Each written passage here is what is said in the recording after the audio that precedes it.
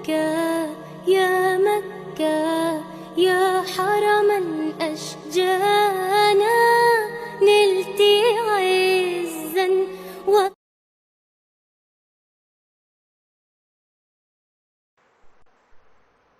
باب الاعتصام بالکتاب والسنت.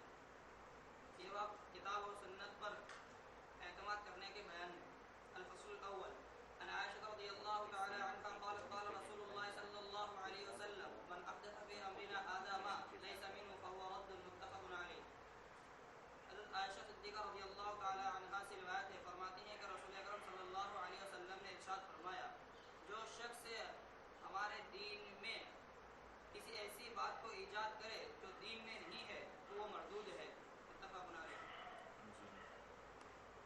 باب الاعتصام بالکتاب والسنت. یہ باب کتاب اللہ اور سنت کو مضبوطی سے پکڑنے کے بیان میں ہے.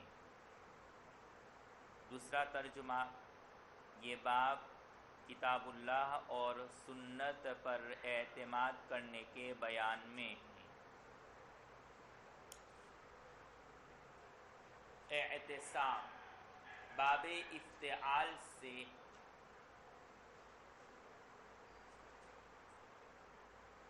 اور مجرد سے اسمن سے ہے، اور یہ متعدی ہے جس کا معنی ہے روکنا.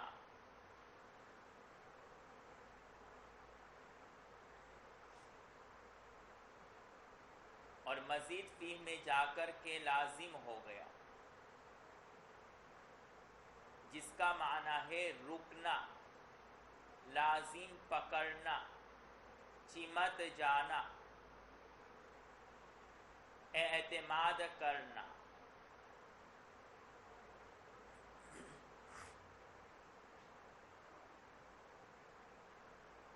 یہاں پر دونوں ہی معنی مقصود اور مطلوب ہے، اور اسی حساب سے ترجمۃ الباب کا ترجمہ ہوگا. بس ہم نے دونوں ہی ترجمہ کر دیا آپ کے سامنے کہ یہ باب کتاب اللہ اور سنت کو مضبوطی سے پکڑنے کے بیان میں ہے. اعتصام کا ایک معنی بتایا تھا مضبوطی سے پکڑنا، دوسرے ایک معنی بتایا تھا اعتماد کرنا. کتاب اللہ اور سنت پر اعتماد کرنے کے بیان میں ہے، اور دونوں ہی مقصود ہے کہ انسان کو چاہیے کہ کتاب اللہ اور سنت پر اعتماد کرے، اور اس پر اعتماد کرنے کے بعد کتاب اللہ اور سنت کو مضبوطی سے پکڑے، جیسا کہ قرآن پاک میں ہے وَاعْتَصِمُوا بِحَبْلِ اللَّهِ جَمِيعًا. گویا یہ ترجمۃ الباب اسی آیت کریمہ سے اخذ کیا گیا ہے. اور سنت کو مضبوطی سے پکڑنے کا جو ترجمہ لیا گیا ہے اور عکس کیا گیا ہے وہ آیت کریمہ وَدَاعِيًا إِلَى اللَّهِ بِإِذْنِهِ وَسِرَاجًا مُنِيرًا. سراجم منیرہ جو لفظ ہے اسی سے عکس کیا گیا ہے. اور بھی دیگر آیت لے سکتے ہیں، لیکن یہ ایک آیت ہے جس سے آپ دوسری جو شک ہے یعنی سنت ہے وہ اس سے عکس کیا گیا ہے.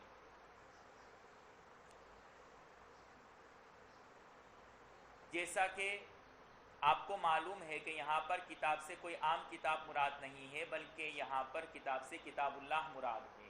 لہذا جہاں حدیث کی کتابوں میں کتاب کو مطلق ذکر کیا جائے تو اس سے کتاب اللہ مراد ہوگا اور دوسری کوئی کتاب مراد نہیں ہوگی. اور سنت کس کو کہتے ہیں اس کی مکمل تفصیل آپ نے وقایہ میں پڑھ لیا تھا مبادیات فقہ کے باب میں، لیکن یہاں پر اس کا اختصار اور خاکہ آپ کے سامنے بیان کر دیا جاتا ہے. سنت کے معنی ہے طریقہ، اور یہاں پر طریقہ سے مراد اللہ کے رسول صلی اللہ علیہ وسلم کے طریقے، آپ کے اقوال، افعال اور احوال مراد ہے، اور وہ طریقہ مراد ہے جس پر صحابہ چلے ہیں.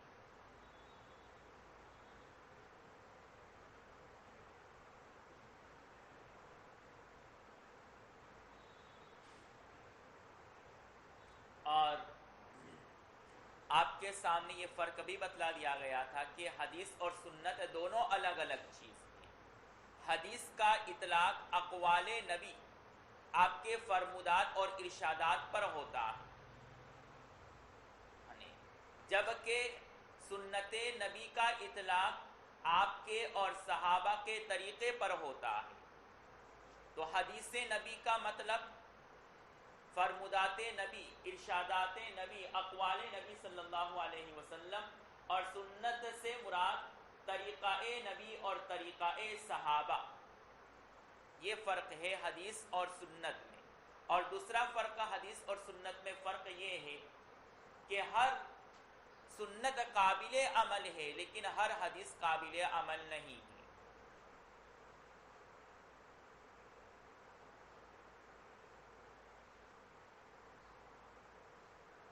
بہت ساری حدیثیں ہیں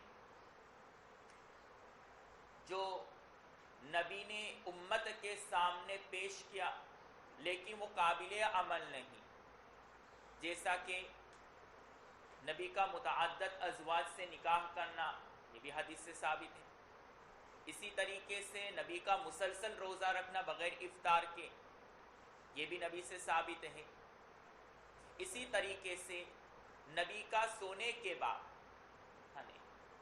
نیند کا ناقض وضو نہ ہونا، جیسا کہ آگے اسی باب کی روایت میں آ رہا ہے، آگے بحث میں آ رہا ہے کہ نبی کی نیند ناقض وضو ہے یا نہیں.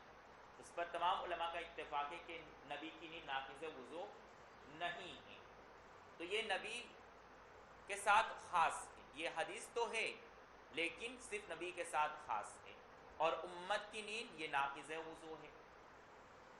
اسی طریقے سے انگوٹھی ہاتھوں میں پہننا، انگلی میں پہننا چاندی کی، یہ نبی کی خصوصیت ہے. مولوی صاحب، امت کے لیے جواز ہے لیکن مناسب نہیں ہے. سمجھ رہے میرا اشارہ؟ جواز ہے، سنت نہیں ہے امت کے لیے. سمجھ رہے ہیں؟ اور نبی کی خصوصیت کیوں ہے؟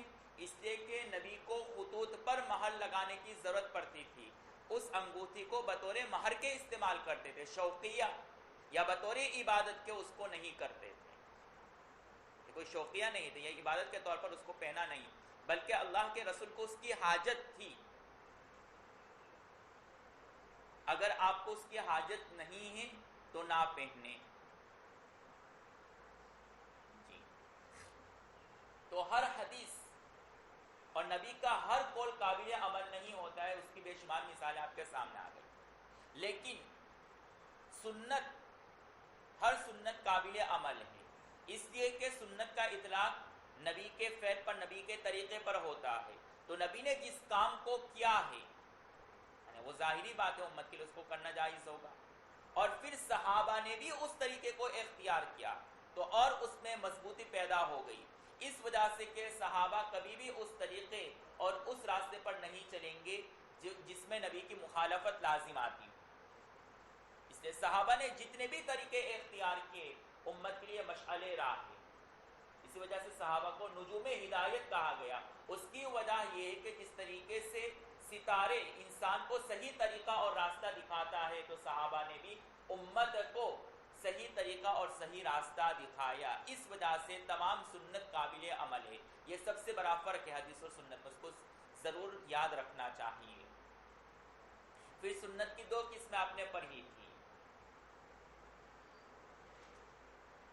سنن ہدا اور سنن زوائد. سنن ہدا اس سنت کو کہتے ہیں جس پر نبی نے مواظبت فرمائی ہو، ترک احیاناً کے ساتھ، بطور عبادت کی. اس سنت کو کہتے ہیں جس پر نبی نے مواظبت فرمائی ہو ترک احیاناً کے ساتھ، بطور عبادت کے. لہذا رمضان کے آخری عشرے کا اعتکاف،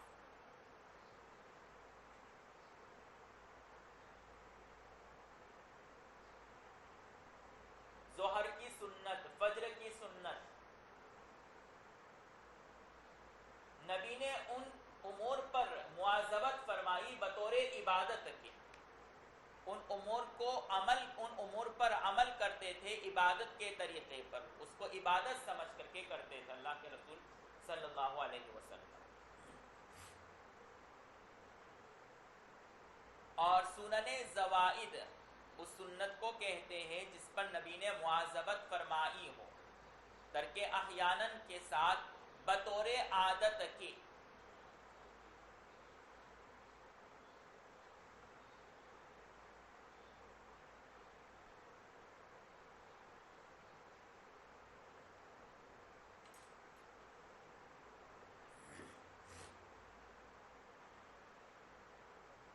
بس شہد کھانا، میٹھی چیز اللہ کے رسول کا پسند کرنا، کدو کھانا، سفید کپڑے کا پہننا،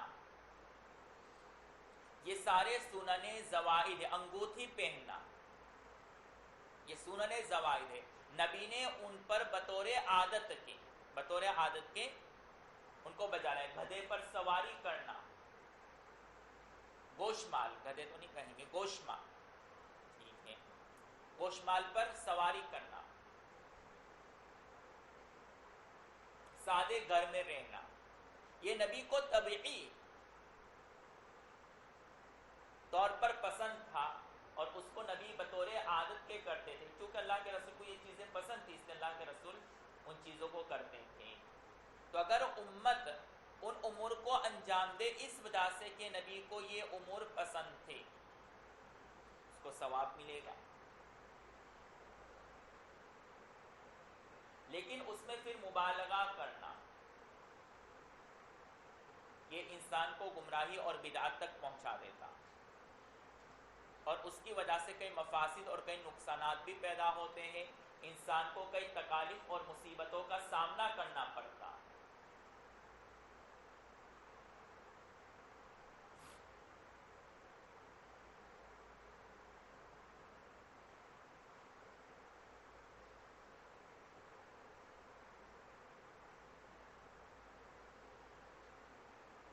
کئی گھروں میں یہ مصیبت ہوتی ہے کہ ان کو سنت کا جذبہ ہوتا ہے کہ ہر سنت پر عمل کرنا چاہیے، تو بیوی کو کدو پسند ہے پھر بھی زبردستی کھلائیں. سمجھ رہے ہیں؟ تو یہ بطور عبادت کے نہیں کرتے تھے اللہ کے رسول، بطور عادت کے. اگر کوئی امتی کرتا ہے فبہا ونعم والا فلا. اگر یہی سنت ہے اور آپ کے اندر اتنا ہی جذبہ ہے، پنکھے بھی استعمال مت کرو، نبی پنکھے استعمال نہیں کرتے. گدھے پر سواری کرو، سفر کرو. اس زمانے میں ریلوے گاڑی کچھ بھی نہیں تھا، ہوائی جہاز. تو کہیں بھی جانا، دنیا کے جس کونے میں بھی جانا ہو گدھے پر سواری کرو. مٹی کے برتن سے کھانا کھاؤ. تو اس زمانے میں جو چیزیں موجود تھی اسی حساب سے نبی نے بعض چیزوں کو پسند کر بطور عادت کو اس کو اختیار کر دیا. تو اگر امتی اس طرح کرتا ہے نبی کی محبت میں بہت اچھا، نہیں کرتا ہے تو آپ اس کو پر زبردستی نہیں کر سکتے. سمجھ رہے ہیں جی؟ جہالا اس بات میں فرق نہ کرنے کی وجہ سے علماء سے بدظن ہو جاتے ہیں کہ دیکھیے مولوی صاحب کدو نہیں کھاتے ہیں، شہد پسند نہیں کرتے ہیں، مٹی کے برتن میں نہیں کھاتے ہیں، کبھی ہم نے مولوی صاحب کو گدھے پر سوار ہوتے ہوئے نہیں دیکھا، کبھی مولوی صاحب کو پیون لگے ہوئے کپڑے پہنے ہوئے نہیں دیکھا، بلکہ پریس کیے ہوئے کپڑے ہمیشہ پہنتے مولوی صاحب، اچھے اچھے کپڑے. سمجھ رہے ہیں؟ اس فرق کو سمجھنے کی ضرورت ہے. بہرحال اتنی بات کافی ہے. پھر اور ایک مزید آپ نے تقسیم پڑھی تھی سنن خدا کی، سنت مؤکدہ اور غیر مؤکدہ. اس کی پوری تفصیل وہاں وقایہ میں دیکھ لیا جاوے. یہ تو سنت کی تعریف اور اس کی قسمیں ہو گئی. لہذا اب پورے باب کا مطلب کیا ہوگا کہ کتاب اللہ اور نبی کے اور صحابہ کے طریقے کو مضبوط کرنے کا بیان ہے. اس باب میں یعنی کس چیز کو بیان کیا گیا ہے؟ کتاب اللہ اور نبی اور صحابہ کے طریقے کو پر اعتماد کرتے ہوئے اس کو مضبوطی سے پکڑنے کا بیان کیا جائے گا. یہاں پر یاد رکھیے کہ اس باب کو قائم کرنے کی ضرورت متقدمین علماء کو اور صحابہ کو نہیں تھی. اس وجہ سے کہ صحابہ کتاب اللہ اور سنت نبی پر اعتماد، آنکھ بند کر کے اعتماد کر کے اس پر عمل کرتے تھے. اس سے صحابہ کو اور اس دور کے حضرات کو اس بات کی کوئی ضرورت نہیں تھی. لیکن حضرت علی رضی اللہ تعالیٰ عنہ کے زمانے میں خوارج، اسی طریقے سے وفات نبی کے بعد صحابہ کے دور میں کچھ فرقے ضالہ پیدا ہوئے جنہوں نے امت کے سامنے باطل عقائد پیش کیے، جس کی وجہ سے امت ضلالت اور گمراہی پر چل پڑی. اس وجہ سے اللہ نے حضرات متکلمین کو پیدا فرمایا جنہوں نے صحیح اور غلط اور باطل عقائد کے درمیان میں فرق کر دیا، اور اس کے لیے ایک مستقل کتاب لکھی باب الاعتصام بالکتاب والسنہ. پھر انہی متکلمین کی روش اور نقش قدم پر چلتے ہوئے مصنفین نے بھی اپنی کتابوں میں اس باب کو جگا دی. لہذا صاحب کتاب نے یعنی صاحب مشکات المصابیح نے بھی اس طرز پر چلتے ہوئے، متکلمین کے طرز پر چلتے ہوئے اپنی کتاب کے اندر باب الاعتصام بالکتاب والسنت کو ذکر کیا. لیکن یہاں پر ایک اعتراض ہوتا ہے کہ صاحب کتاب نے ترجمۃ الباب قائم کرنے میں بخاری کی پیروی کی ہے. بخاری میں انما الاعمال بالنیات والی پہلی حدیث ہے، صاحب کتاب نے بھی ایسا کیا. پھر انہوں نے کتاب الایمان کو مقدم کیا تو اسی طریقے سے انہوں نے اس کو مقدم کیا. پھر اس کے بعد کتاب العلم وغیرہ. لیکن امام بخاری نے اس ترجمۃ الباب کو آخر میں قائم کیا. جہاں جو آپ آخری حدیث پڑھتے ہیں اس آخری حدیث سے پہلے اس باب کو قائم کیا، بالکل آخر میں باب الاعتصام بالکتاب والسنہ. تو یہاں پر صاحب کتاب نے بخاری کی مخالفت کی. کیوں؟ اس وجہ سے کہ اس باب کا ایمان کے ساتھ، کتاب الایمان کے ساتھ با اعتبار ضد کے مناسبت ہے. تو اس مناسبت کو باقی رکھتے ہوئے یہاں پر صاحب کتاب نے بخاری کی پیروی نہیں. کس طریقے سے مناسبت ہے کہ ماقبل میں ایمانی عقائد کو بیان کیا گیا تھا حدیث جبرائیل میں کہ ایمانی عقائد کیا ہونے چاہیے، فرشتوں کے بارے میں، ملائکہ کے بارے میں، انبیاء کے بارے میں انسان کے ایمانی عقائد کیا ہونے چاہیے. اس کی پوری تفصیل آپ نے ماقبل میں پڑھ لیا. اور یہاں پر اس کی ضد عقائد باطلہ کی تردید کی گئی. جب عقائد باطلہ کی تردید کی جائے گی تو انسان کے سامنے ایمانی عقائد کھل کر کے، نکھر کر کے سامنے آ جائیں گے، جس کی وجہ سے انسان صحیح عقائد پر عمل کر سکے گا، صحیح عقائد کو سمجھ سکے گا. تو اسی مناسبت کو مد نظر رکھتے ہوئے صاحب کتاب نے کتاب الایمان کے بعد باب الاعتصام بالکتاب والسنت کو بیان کیا. اس تفصیل سے ماقبل سے اس کا ربط کیا ہے وہ معلوم ہو گیا. اور باب اثباتی عذاب القبر اور ایمان بالقدر سے اس کی کیا مناسبت ہے؟ اب وہ سوال ہے. یہ تو کتاب الایمان کے ساتھ اس کی مناسبت ہے، لیکن اس سے پہلے بابو اثبات عذاب القبر اور اس سے پہلے بابو ایمانی بالقدر تھا، تو اس کے ساتھ کیا مناسبت ہے اس کی؟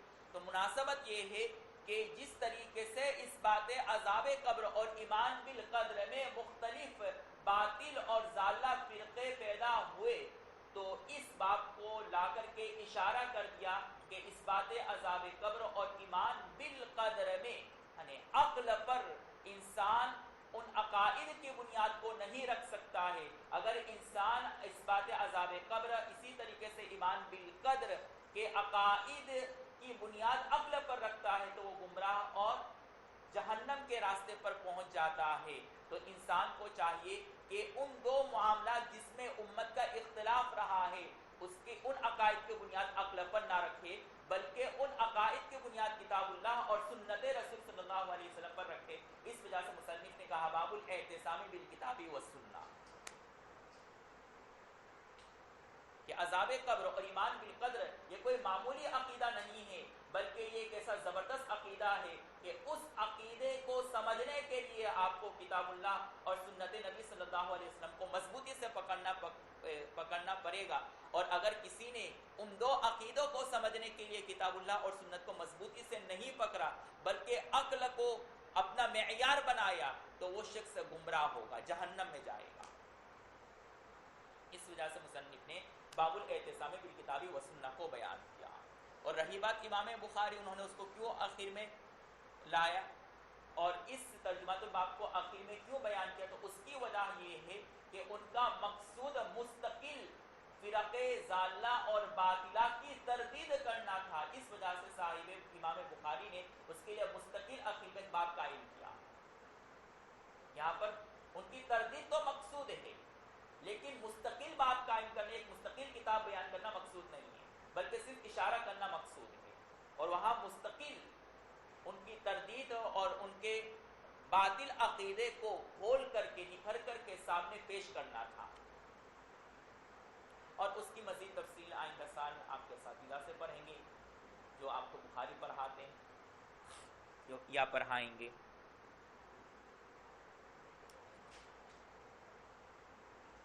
یہ تو بات ہو گئی ہے کتاب اللہ اور سنت سے متعلق. جیسا کہ کتاب الایمان میں آپ نے پڑھا کہ ایمان کی ضد کفر ہے، تو اسی طریقے سے سنت کی ضد بدعت ہے، اس کو بھی جاننا ضروری ہے. وہاں ایمان کی اور اس کی ضد یعنی کفر کی تعریف اور اس کے اقسام کو جان لیا تھا، تو یہاں پر بھی سنت کی ضد بدعت، اس کی تعریف، اس کے اقسام اور اس کے مفاسد کو بھی جاننا ضروری ہے. یہ ایک نہایت ہی اہم پہلو ہے اور باریک پہلو ہے جس میں لوگ فرق نہ سمجھنے کی وجہ سے، اس تعریف کو نہ سمجھنے کی وجہ سے ہر چیز کو بدعت سمجھنے لگتے ہیں. مدارس کو بھی بدعت کہتے ہیں، مکاتب کو بھی بدعت کہتے ہیں. اس لیے کہ بدعت کی تعریف ہم نے پڑھی ہے کہ نئی چیز، یا پھر آپ نے اپنے اساتذہ سے پڑھا ہوگا کہ بدعت کی دو قسمیں، بدعت حسنہ اور بدعت سیئہ، پڑھ لیا ہے. لیکن اس تقسیم کو بیان کرنے کے بعد بہت سارے فتنے پیدا ہو جاتے ہیں. کیسے؟ اہل بدعت کہہ سکتے ہیں کہ جس طریقے سے مدارس اور مکاتب کو قائم کرنے ایک اچھی بدعت ہے، نئی بات ہے لیکن اچھی ہے، تو وہ یہی کہیں گے کہ قبل الاذان درود پڑھنا یہ بھی ایک نئی بات ہے لیکن اچھی چیز ہے. اس سے درود کی اشاعت ہوگی، لوگ کثرت سے درود پڑھیں گے. سمجھ رہے ہیں؟ اسی طریقے سے میلاد النبی ہم اس کو بدعت سیئہ کہتے ہیں، اس تعریف کے مطابق جو آپ نے پڑھا ہوگا. کہا خلاصہ میں وہاں آیا نہیں آیا ہے، آنا چاہیے وہاں. یہ اس سے بدعت کی جو تعریف ہے، علامہ شاطبی کی ایک تعریف ہم بیان کریں گے. صاحب خلاصۃ البیان نے بھی وہیں شاطبی ہی کی طرح بدعت کی تعریف بیان کی ہے، بالکل شروع میں ابتدا میں ہی ہے. معلوم نہیں کیوں نہیں پڑھا، آپ نے پڑھا ہوگا، یاد نہیں ہوگا آپ کو. آیا کہ نہیں تجوید میں؟ کہیں بھی نہیں آیا. جی تو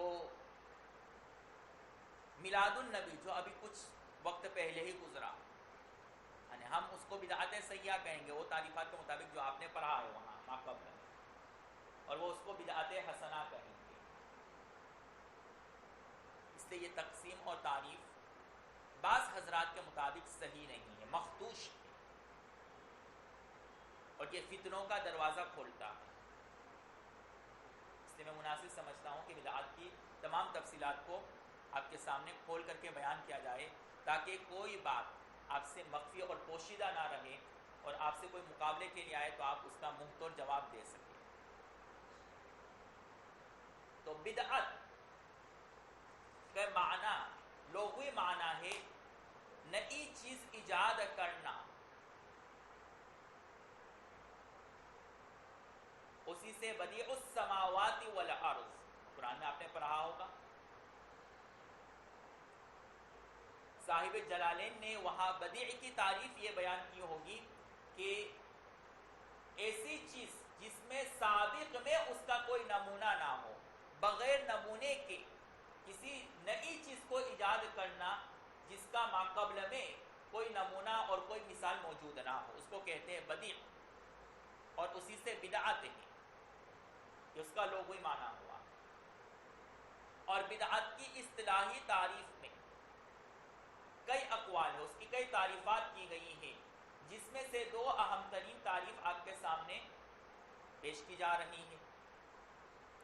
ایک تعریف علامہ عزاً تعریفات میں نقل کیا ہے، بدعت کی تعریف کرتے ہوئے فرماتے ہیں البدعۃ ہی امر محدث، البدعۃ ہی امر محدث لم یکن علیہ الصحابۃ والتابعون ولم یکن مما اقتضاہ الدلیل الشرعی. البدعۃ ہی امر محدث الذی لم یکن علیہ الصحابۃ والتابعون ولم یکن مما اقتضاہ الدلیل الشرعی.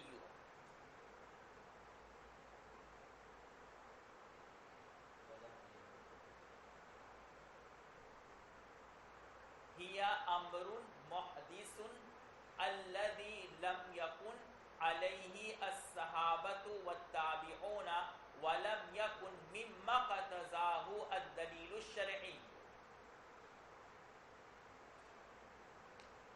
اور دوسری تعریف علامہ شاطبی رحمۃ اللہ علیہ نے نقل کیا ہے، بدعت کی تعریف کرتے ہوئے فرماتے ہیں البدعۃ طریقۃ فی الدین مخترعۃ، البدعۃ طریقۃ فی الدین مخترعۃ تزاحی بالشریعۃ، تزاحی الشریعہ، تزاحی الشریعہ ویقصد بالسلوک، ویقصد بالسلوک علیہا المبالغۃ فی تعبد اللہ سبحانہ وتعالی، ویقصد بالسلوک علیہا المبالغۃ فی تعبد اللہ سبحانہ وتعالی.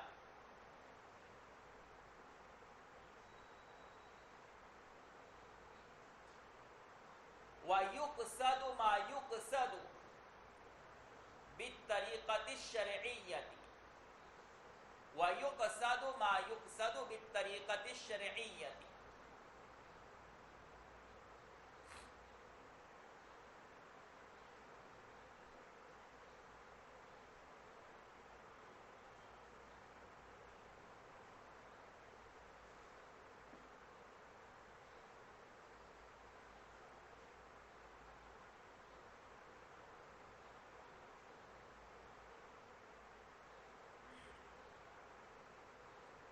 پہلی تعریف دیکھیے، پہلی تعریف جو علامہ جرجانی نے کی ہے کہ بدعت اس امر محدث، اس نئے کام کو کہتے ہیں جس کو نہ صحابہ نے کیا ہو اور نہ ہی تابعین نے کیا ہو، یعنی صحابہ اور تابعین کے دور میں اس کا وجود نہیں تھا اور نہ ہی دلیل شرعی سے اس کا ثبوت ملتا ہو، دلیل شرعی اس کا تقاضا نہ کرتا ہو. یہ ہوئی بدعت کی تعریف علامہ جرجانی کے قول کے مطابق.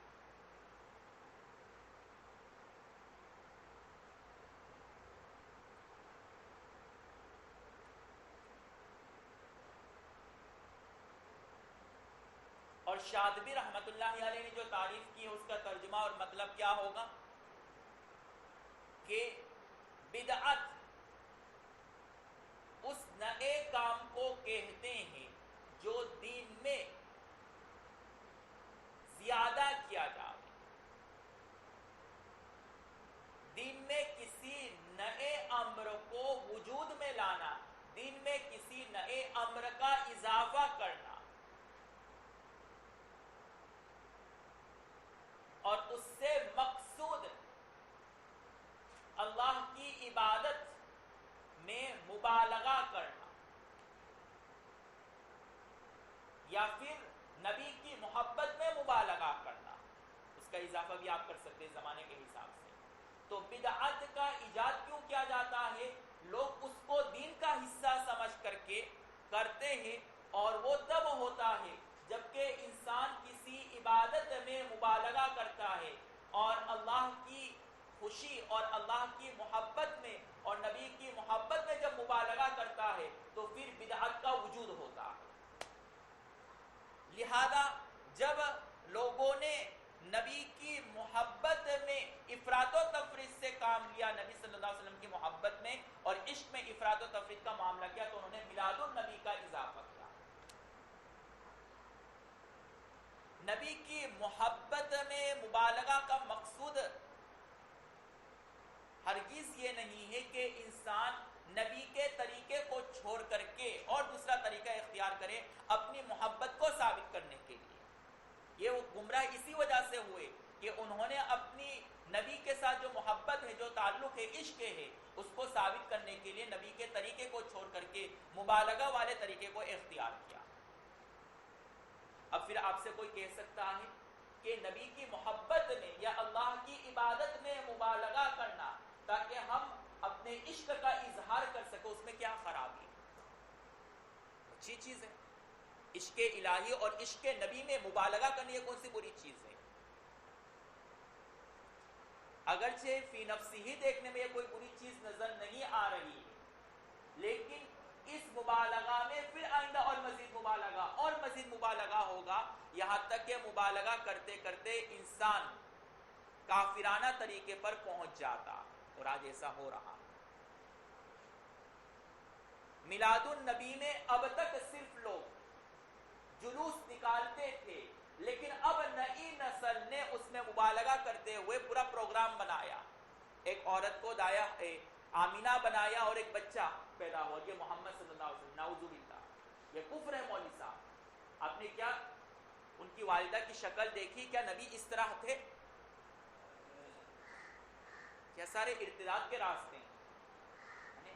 تو اب تک جو پرانی نسل تھی، جو ہمارے بدھے تھے، وہ صرف جلوس نکالتے تھے، اور اب جو نئی نسل آئی وہ اور نئی چیز کا اضافہ کرنا چاہ رہے، پھر وہ اب تک یہ پروگرام بنا رہے، پھر جب اس پروگرام سے اگتا جائیں گے تو اب اس عشق میں مبالغہ کرنے کے لیے کہیں اور طریقہ اختیار کریں گے۔ اب وہ طریقہ صحیح ہے یا نہیں لوگ نہیں سمجھتے، بس ان کا مقصود کیا ہے؟ عشق نبی میں مبالغہ کرنا۔ اب اس عشق کی وجہ سے چاہے آپ جہنم میں جاؤ یا نہ جاؤ، سے کوئی فرق نہیں پڑتا ہے۔ اور اتنا مبالغہ کیا کہ ان دنوں میں جلوس کے چکر میں عصر، مغرب اور عشاء کی نماز چلی جاتی ہے، اور جب مرد و زن کا اختلاط ہوتا ہے تو زنا اور بدکاری بھی ان دنوں میں عام ہو جاتا ہے۔ کہ یہی عشق نبی ہے کہ انسان نبی کے طریقوں، نبی کے اعمال کو ترک کر دے؟ کیا ایسے شخص کو صحیح عاشق کہا جاتا ہے جو صرف اپنے عشق کے الفاظ رٹتا رہے اور کہتا رہے میں آپ کا پکا عاشق ہوں، لیکن جب معشوق اس کو کسی کام کا حکم دے تو عاشق اس کی تعمیل نہ کرے؟ اس کو حقیقی عاشق کبھی نہیں کہا جا سکتا۔ یہ صرف عشق اور محبت کے الفاظ رکھتے ہیں، لیکن جب معشوق کسی حکم کی تعمیل اور کسی حکم کے کرنے کا حکم دیتا ہے، کسی امر کے کرنے کا حکم دیتا ہے، تو عاشق اس سے پیچھے ہٹ جاتا ہے، پس پشت چلا جاتا ہے۔ جی، تو انسان عامتاً بدعت اور نئی چیز کی اختراع کیوں کرتا ہے؟ جبکہ وہ عبادت میں مبالغہ کرتا ہے یا نبی کی محبت میں مبالغہ کرتا ہے۔ یہ ایک مفسدہ ہے، ایک فساد ہے جو میں آپ کو بتا رہا ہوں کہ بدعت میں کیا مفاسد، کیا خرابی ہے۔ اور بدعتی کی دوسری سب سے بڑی خرابی اور اس میں جو فساد پیدا ہوتا ہے کہ وہ سنتوں سے محروم ہو جاتا ہے، اس لیے کہ وہ ہمیشہ ایک نئی چیز ایجاد کرنے کے چکر میں رہتا ہے، جس کی وجہ سے جو صحیح دین ہے اس سے وہ بالکل کوسوں دور ہو جاتا ہے، اور نتیجہ اور انجام کا یہ ہوتا ہے کہ وہ توبہ سے بھی محروم رہتا ہے، اس لیے کہ وہ اپنے ایجاد کردہ امر کو صحیح سمجھتا ہے۔ مولوی صاحب، اور جب اس کو صحیح سمجھتا ہے تو وہ اپنے غلط عقیدے سے کبھی توبہ نہیں کرے گا، وہ بے توبہ مرتا۔ اور اگر اس کا عقیدہ ضالہ ہے تو پھر بے توبہ ہو کر کے نہیں، بلکہ فاسق ہو کر کے نہیں، بلکہ کافر ہو کر کے مرتا ہے، نعوذ باللہ۔ اور صرف اتنی بات نہیں، بلکہ بدعتی نئی چیز کا ایجاد کر کے مدعی نبوت ہوتا ہے، اپنے نبی ہونے کا دعویٰ کرتا ہے من جملہ، اگرچہ صراحتاً الفاظ سے نہیں کرتا ہے، لیکن حالاً قرینہ حالیہ اس بات پر دلالت ہے کہ وہ شخص مدعی نبوت ہو، نبی کا دعویٰ کر رہا ہے۔ کیوں؟ ہم اس شخص سے پوچھیں گے جس نے دن میں میلاد النبی کو ایجاد کیا، قبل الاذان درود کا ایجاد کیا، کہ کیا صحابہ کو یہ معلوم نہیں تھا، نبی کو معلوم نہیں تھا کہ یہ عبادت ہونی چاہیے اور یہ کرنا چاہیے؟ اگر وہ کہے کہ نبی کو معلوم نہیں تھا، کافر ہو گیا۔ کیوں؟ اس لیے کہ علم میں اس نے اپنے آپ کو نبی سے افضل ثابت کر دیا، اور جو اپنے آپ کو نبی سے علم میں افضل ثابت کر دے تو وہ کافر نہیں تو اور کیا ہے۔ اور اگر یہ کہے کہ نبی کو معلوم تھا، پہلا سوال تو ہم اس سے کیا کریں گے کہ کیا نبی کو معلوم تھا؟ اگر وہ کہتا ہے نہیں تب تو کافر، اور اگر کہے کہ ہے تو پھر ہمارا سوال ان سے یہ ہے کہ نبی نے کیوں نہیں کیا، پھر صحابہ نے کیوں نہیں کیا؟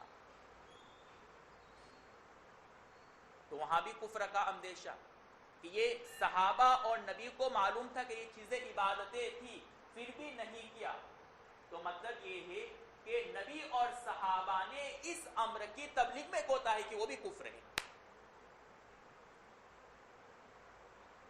میلاد النبی اگر اتنی اچھی چیز ہے تو نبی نے اس کی تبلیغ کیوں نہیں کی؟ اس نے کہا کہ ہے معلوم تھا نبی، پھر تبلیغ کیوں نہیں کی؟ معلوم ہوا کہ نبی نے تبلیغ میں کمی کی ان کے قول کے مطابق، اور اللہ نے نبی کے بارے میں کیا کہا کہ وَمَا يَنْطِقُ عَنِ الْهَوَىٰ، اور تبلیغ میں نبی نے کوئی کمی نہیں کی۔ اب اس صورت میں بھی یہ شخص کافر ہو جائے۔ پھر وہ بعد میں ہیلا حوالے کر کے کہتے ہیں کہ ہم عمومت میں جو چیز عام ہے اس میں صرف کیفیت اور جو طریقہ ہے اس میں کچھ تبدیلی کرتے ہیں۔ بہت کافی لمبی تفصیل ہے، یہ کچھ مفاسد تھے بدعت کے، ٹھیک ہے، جس کو ہم نے آخر میں بیان کرنے کو سوچا تھا لیکن پہلے ہی بیان کر دیا۔ چلیے، یہ تو بدعت کی تعریف ہو گئی، اور کچھ باقی رہ گا وہ بعد میں بتا رہے۔ کتنی تعریف کی گئی تھی بدعت کی؟ جی، تو بدعت کی جو دو تعریف کی گئی ہے آپ کے سامنے، ان میں قدر مشترک کچھ باتیں ہیں، کچھ امور ہیں، با الفاظ دیگر جس امر اور کام میں تین باتیں اور تین شرطیں پائی جائے وہ امر اور وہ کام بدعت ہیں۔ وہ تین امور اور تین شرطیں کیا ہیں؟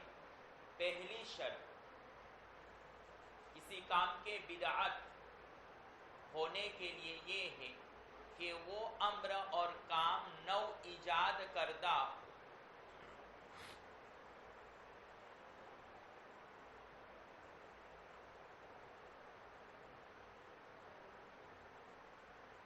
یعنی وہ امر اور کام قرن اول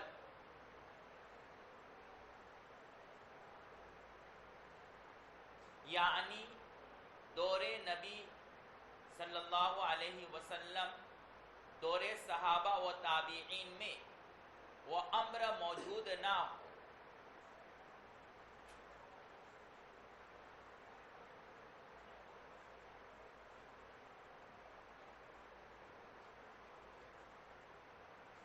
تو وہ نو ایجاد کردہ امر اور کام بدعت کہلائے گا۔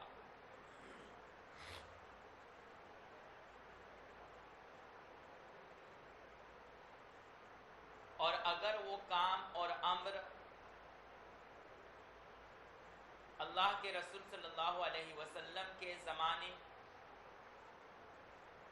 صحابہ اور تابعین کے دور میں موجود تھا تو وہ بدعت نہیں کہلائے گا۔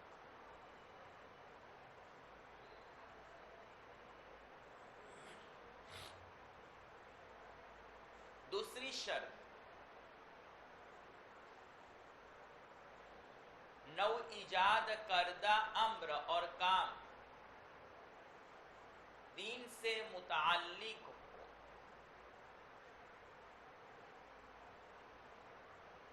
پس اگر نو ایجاد کردہ کام دنیاوی امور سے متعلق ہو، جیسا کہ آج کل کے رہن سہن کے نئے طریقے، فیشن کے نئے طریقے،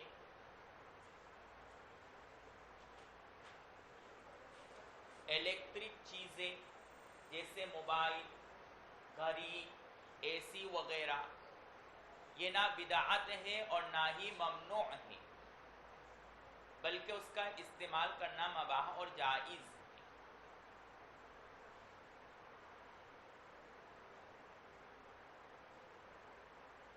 اس لیے کہ یہ نو کردہ ایجاد امور دنیاوی ہے، دینی نہیں ہے.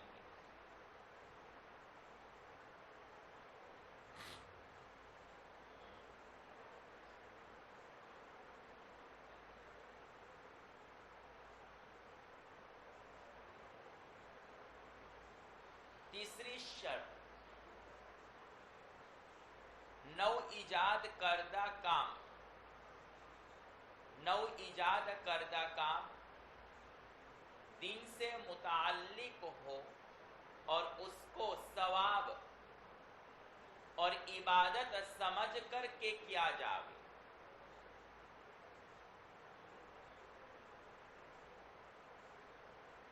نو ایجاد کردہ کام دین سے متعلق ہو اور اس کو ثواب اور عبادت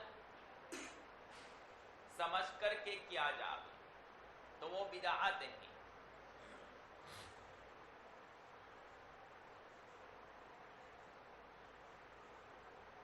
بس وہ نو ایجاد کردہ کام جو دین سے متعلق ہو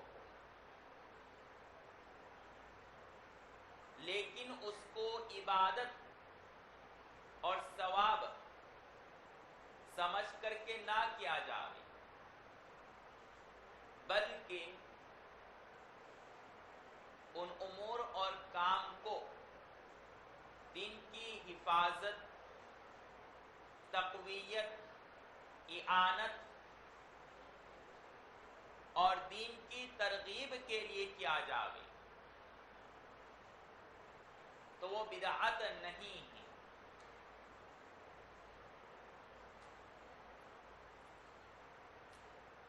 بس فقہ، تصوف، نحو و صرف، اس طرح کے نئے جو علوم اور فنون ایجاد کیے گئے ہیں، اسی طریقے سے دینی مدارس، مکاتب، تبلیغ، دعوت و تبلیغ،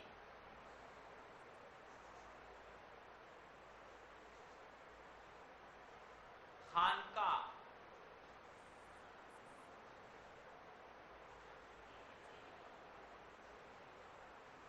وغیرہ، یہ نو ایجاد کردہ امور ہیں جو دین سے متعلق ہیں، لیکن ان کو ایجاد کیا گیا ہے دین کی اعانت، حفاظت اور تقویت اور ترغیب فی الدین کے لیے، جیسے مدارس اور مکاتب،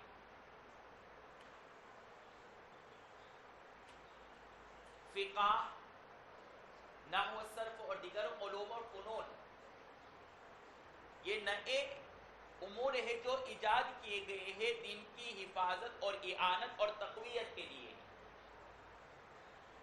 اور دعوت و تبلیغ، خانقاہی لائن، یہ بھی نئے امور ہیں جو ایجاد کیے گئے ہیں. نبی اور صحابہ کے دور میں خانقاہ نہیں لگتے، مستقل خانقاہ اور مدارس اور مکاتب نہیں بنائے گئے جیسا کہ آج کل اس کا مستقل نصاب ہے. اس طرح نہیں تھا. تو خانقاہی لانا، تبلیغ، یہ بھی نو ایجاد کردہ امر ہے، لیکن وہ ترغیب فی الدین، دین میں ترغیب پیدا کرنے کے لیے یہ امور ایجاد کیے گئے. اس کو ہم عبادت اور ثواب سمجھ کر کے، دین کا حصہ سمجھ کر کے نہیں کرتے، اس لیے بدعت نہیں کہلائے. بات سمجھ میں آ رہی ہے؟ اوپر جو دوسری شرط ہم نے لگائی کہ وہ امور دین سے متعلق ہو، لہذا وہ امور جو دنیاوی امور سے متعلق ہے، نئے ایجاد کیے گئے ہیں، وہ بدعت نہیں ہے. لیکن اگر وہ دنیاوی امور جو نئے ایجاد کیے گئے ہیں، اگر آپ اس کو ضروری سمجھنے لگو تو اب وہ رسم ہو جائے گا. یعنی یہ بدعت اور رسم میں فرق ہے کہ بدعت میں کیا ہوتا ہے کہ نئے کام کو ایجاد کیا جاتا ہے دین میں اور اس کو ثواب سمجھ کر کے کیا جاتا ہے، اور رسم میں ہوتا ہے کہ نئے کام کو ایجاد کیا جاتا ہے دنیاوی امور سے متعلق اور اس کو ضروری سمجھنے لگے آپ. جیسے جہیز، یعنی اس کو ایجاد کیا گیا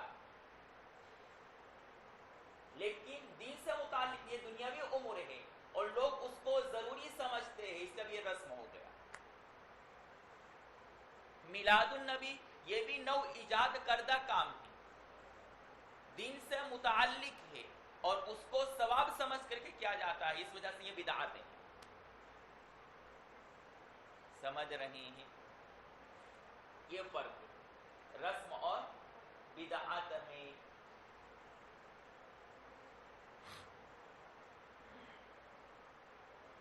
اب رسم سے متعلق ایک بہت لمبی تفصیلی بحث ہے جس پر حکیم الامت حضرت تھانوی رحمۃ اللہ علیہ نے ایک کتاب لکھی ہے رسم اور اس کی حقیقت، اس طرح کچھ نام ہے، اس کا ضرور مطالعہ کرنا چاہیے. یہ رسالہ تقریباً 500 صفحے کا میرے پاس موجود ہے. اس میں حضرت نے کافی تفصیلی کلام کیا، وہاں اس کو دیکھ لیا جا رہا. خیر، تو یہ جتنے بھی امور ہیں، جن امور میں یہ تینوں شرطیں پائی جائے گی تو وہ امر اور کام بدعت کہلائے گا. پہلی چیز نو ایجاد کردہ ہو. نو ایجاد کردہ کا مطلب میں نے بتلا دیا کہ صحابہ اور نبی کے دور میں وہ چیز موجود نہیں تھی. دوسری شرط کیا ہے کہ دین سے متعلق ہو. تیسری شرط کیا ہے کہ اس کو عبادت اور کار ثواب سمجھ کے کیا جاوے. لہذا تیجا 40واں میلاد النبی، اور کیا کہہ سکتے ہیں، تعزیہ نکالنا، شہادت حسین پر ماتم منانا، یہ ساری چیزیں بدعت ہے اس لیے کہ یہ نو ایجاد کردہ صحابہ کے دور میں اور نبی کے دور میں نہیں تھا. دوسری چیز اس میں یہ بھی پائی جاتی ہے کہ دین سے متعلق اس کو دین کا حصہ سمجھ کر کے کرتے ہیں اور اس کو ثواب سمجھ کر کے کرتے ہیں. تو تیسری شرط بھی پائی گئی، اس وجہ سے یہ امور بدعت کہلائیں گی. قبل الاذان درود پڑھنا، جمعہ کے دن کھڑے ہو کر کے درود پڑھنا ان حضرات کا، یہ بھی بدعت ہے. کیوں؟ نو ایجاد کردہ امر ہے. صحابہ کے دور میں اور نبی کے دور میں ایسا نہیں ہوتا، دین کا حصہ ہے اور اس کو ثواب سمجھ کر کے کرتے ہیں. اور حضرت تھانوی رحمۃ اللہ علیہ نے بدعت کی دوسری تعریف کی ہے الزام معلم یلزم، یعنی دین میں کسی چیز کو لازم سمجھنا حالانکہ وہ چیز لازم نہیں، وہ بدعت ہے. الزام معلم یلزم، دین میں کوئی چیز لازم نہ ہو اس کو لازم اور ضروری سمجھنے لگے لوگ تو وہ بدعت ہے. اور اگر دنیاوی امور سے متعلق ہے غیر لازم چیزیں لیکن لوگ اس کو لازم سمجھنے لگے تو وہ رسم ہو جائے گا. لہذا مخصوص راتوں میں قبرستان میں جانا،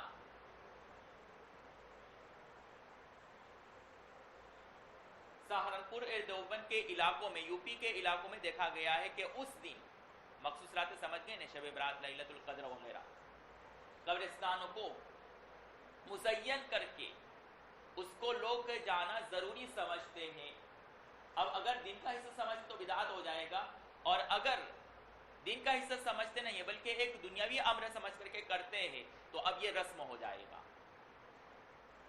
اس لیے یہ بھی خطرناک چیز ہے۔ اس لیے حضرت مفتی تقی صاحب دامت برکاتہم نے اپنے کسی ایک رسالے میں، مجھے یاد نہیں ہے رسالے کا نام، کہ میں نے پڑھا تھا کسی زمانے میں، حضرت نے وہاں لکھا تھا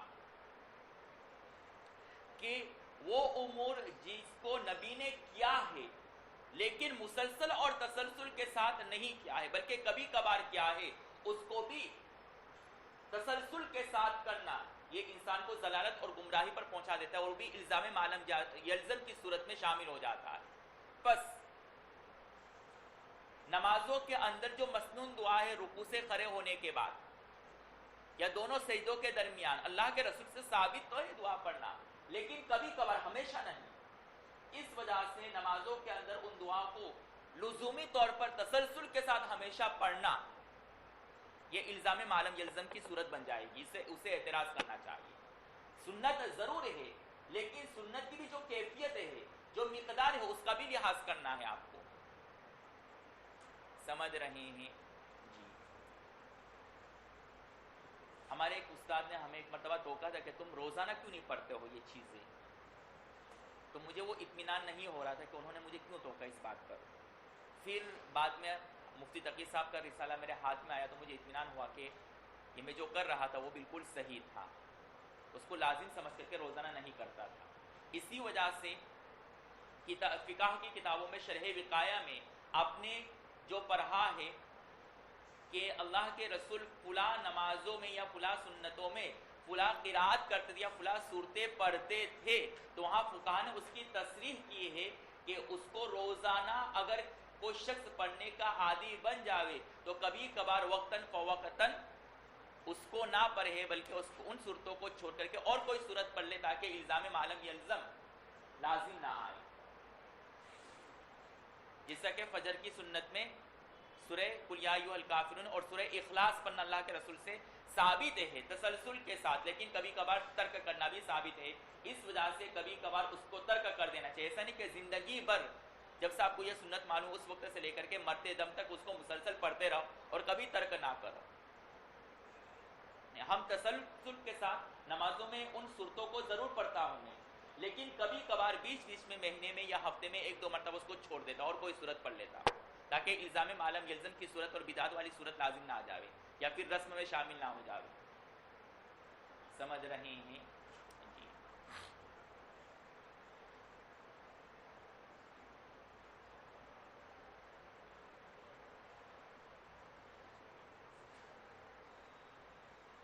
یہ تو بدعت کی تعریف ہو گئی۔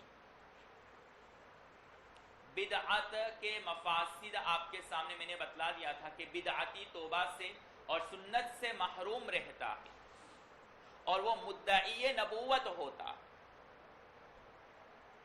اس وجہ سے کہ اس سے اگر پوچھا جاوے کہ تم نے یہ جو کام کیا ہے کیا نبی کو معلوم تھا یا نہیں، حالانکہ نبی نے کہا کہ الیوم اکملت لکم دینکم، کہ تمہارا دین مکمل ہو چکا ہے، تام ہو چکا ہے، یہ آفاقی اور آسمانی حکم نازل ہو چکا ہے، پھر بھی وہ دین میں کوئی نئی بات ایجاد کر رہا ہے، تو مطلب یہ کہ یہ دعویٰ کر رہا ہے کہ علوم نبوت میں وہ نبی سے اعلیٰ اور افضل ہے، تو یہ کفر ہوا۔ اور اگر وہ یہ کہتا ہے کہ نبی کو اس کا علم تھا تو ہم اس سے سوال کریں گے کہ اگر نبی کو اس کا علم تھا تو نبی نے اس کی تبلیغ کیوں نہیں کی؟ اگر وہ اس بات کا انکار کر دے اور کہے کہ نبی نے اس کی تبلیغ نہیں کی تب بھی وہ کافر ہو جائے گا، اس لیے کہ مدعی نبی ہوا اور نبی کی تبلیغ میں اس نے نقص پیدا کر دیا، حالانکہ نبی کے بارے میں مشہور ہے کہ نبی نے تبلیغ کو پہنچا دیا، دین کے امور میں نبی نے کوئی کتمان سے کام نہیں لیا۔ اور اگر وہ کہتا ہے کہ نبی نے اس کی تبلیغ کی ہے تو ہمارا سوال یہ ہے کہ اگر نبی نے اس کی تبلیغ کی ہے تو وہ تبلیغ کہاں ہے؟ ہمیں بتائیے کہ نبی نے میلاد النبی کی تبلیغ کی ہو، تیجا 40ویں کی تبلیغ کی ہو، شہادت حسین کی تبلیغ کی ہو، قبل الاذان درود کی تبلیغ کی ہو، تو وہ کہیں گے کہ نبی نے اس کی تبلیغ نہیں کی۔ لیکن جو نصوص عموم ہے، عام جو نصوص ہے جس میں عموماً نصوص پڑھنے کے درود پڑھنے کا حکم ہے یا اصال ثواب کا حکم ہے، تو ان عمومات اور عام نصوص سے ہم استدلال کر کے تیجا اور 40واں کو جائز قرار دیتے ہیں، اس لیے کہ عام نصوص سے اصال ثواب ہے، تو اس میں سے ہم نے تخصیص کر کے تیجا 40واں کو ایجاد کر دیا۔ یہ اس طرح دلیل دیں گے آپ کو، سمجھ رہے ہیں؟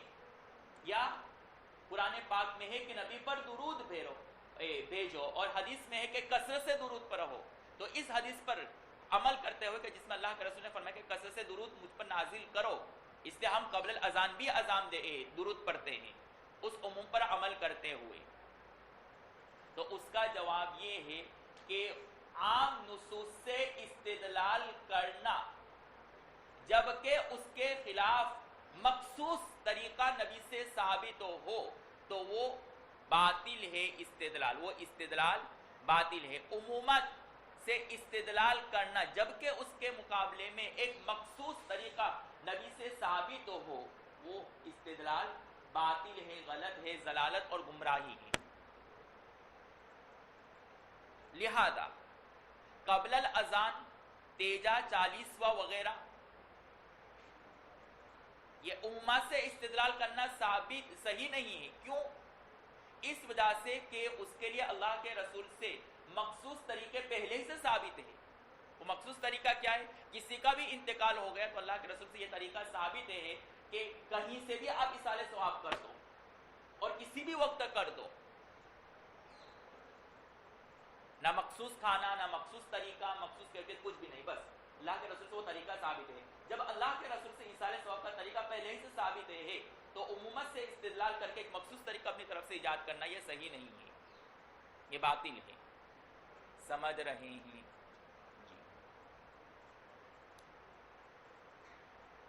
اب رہی بات فقہ تصوف، اس کو غیر مقلدین اور دیگر اہل بدعت کہتے ہیں، گمراہی اور ضلالت کہتے ہیں، تو اس کو بھی سمجھ لینا چاہیے کہ فقہ، نحو و صرف، علوم اور فنون، خانقاہی لائن، اس میں جو ذکر و اذکار کرواتے ہیں تو ہم ان امور کو دین کا حصہ یا ثواب سمجھ کر کے نہیں کرتے ہیں، سمجھ رہے ہیں؟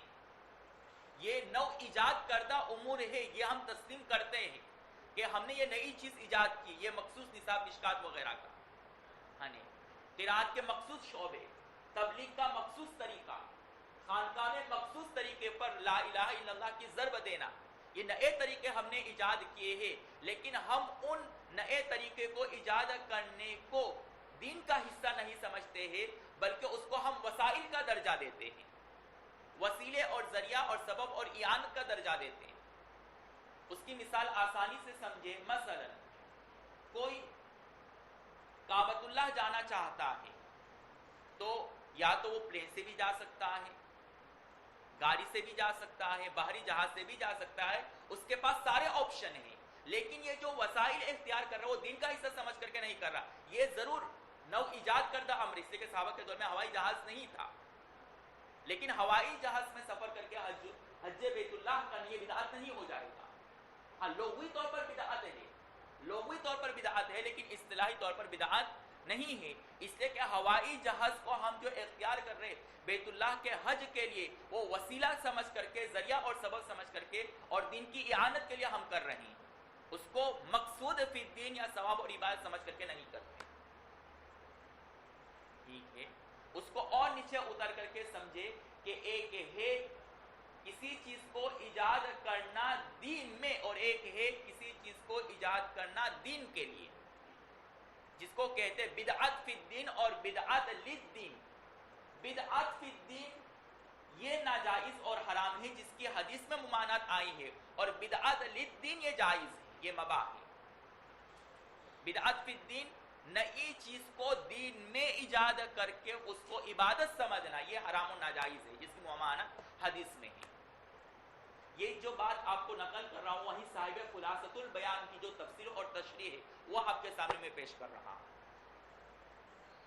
سمجھ رہے ہیں؟ آپ بھول چکے ہوں گے، اس لیے اس کو یاد دہانی کے لیے میں نے بتلا دیا، کیا ہو سکتا ہے دوسرے انداز میں آپ آپ کو سمجھایا گیا ہو تو اور واضح انداز میں نے سمجھا دیا. لہذا خلاصۃ البیان کا پڑھنا، مشکات کا پڑھنا، تبلیغ کا نکلنا، یہ بدعت للدین ہے، دین کی حفاظت کے لیے وسیلہ سمجھ کر کے کرتے ہیں. بس خانقاہی لائن میں بہت سارے لوگ اعتراض کرتے ہیں کہ 100 مرتبہ لا الہ الا اللہ کا ورد کرنا، پھر ضرب مارنا اور زور سے ذکر کرنا، یہ ساری چیزیں صحابہ کے دور میں نہیں تھا، پھر اپنے کیسے کر دیے بدعات ہے. تو ہم کہیں گے کہ یہ صرف وسائل کے درجے میں ہے، دین کی اعانت اور حفاظت اور ترغیب کے لیے ہے، ہم اس کو دین کا حصہ سمجھ کر کے نہیں کرتے ہیں. لہذا پرانے زمانے میں جو مشائخ تھے سخت مجاہدات کرواتے تھے. کیوں؟ اس لیے کہ اس وقت اس کا تقاضا تھا تاکہ لوگوں کا دین مضبوط ہو. لیکن جو بعد میں لوگ آئے ان کی قوتیں کمزور تھی تو پھر ان مجاہدات میں بھی کمی کی گئی ہے. اگر اس کو ہم ضروری سمجھتے تو پرانے زمانے میں مرزا جانے اپنے مریدین سے 30 50 ہزار مرتبہ لا الہ الا اللہ کی ضرب کروائی ہے. مرزا جانے یہ کون ہے؟ قاضی ثناء اللہ پانی پتی کے استاد اور شیخ. تو آج کوئی کرواتے ہیں؟ آج تو زیادہ سے زیادہ 100 300 200 مرتبہ بس پڑھ لو استغفار. تو مانو کہ مقدار اور کیفیت میں اس دور میں کچھ اور تھا، اس دور میں کچھ تھا. اگر وہ بدعت اور ہم لازم سمجھتے تو پرانے زمانے میں 50,000، تو آج بھی ہمارے مشائخ 50,000 ہی کہتے. اور پہلے کے مشائخ کیا کہتے تھے؟ قلت طعام، قلت منام اور قلت کلام. اور آج کے مشائخ کیا کہتے ہیں؟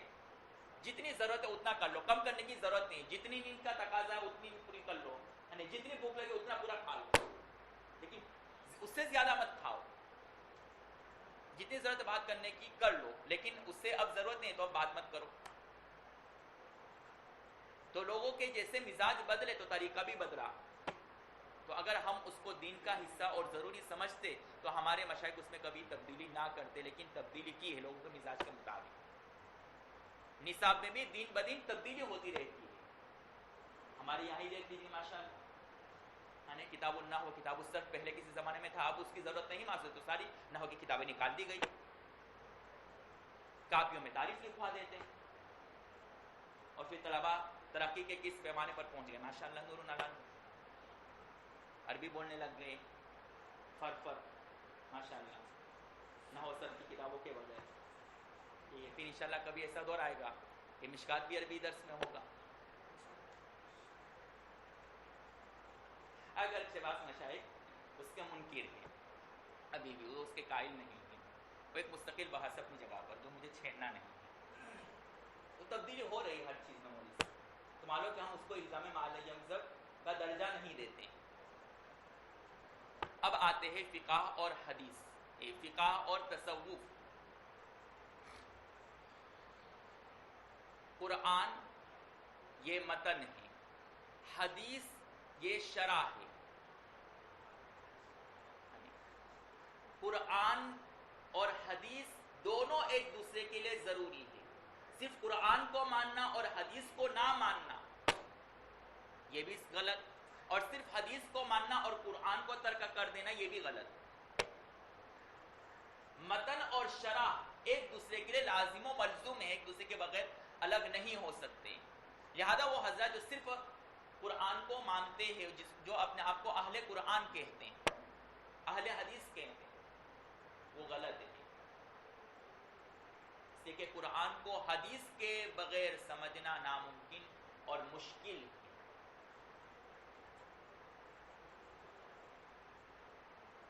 بلکہ حدیث کے بغیر قرآن کی تشریح محمل اور بیکار ہو جائے گی.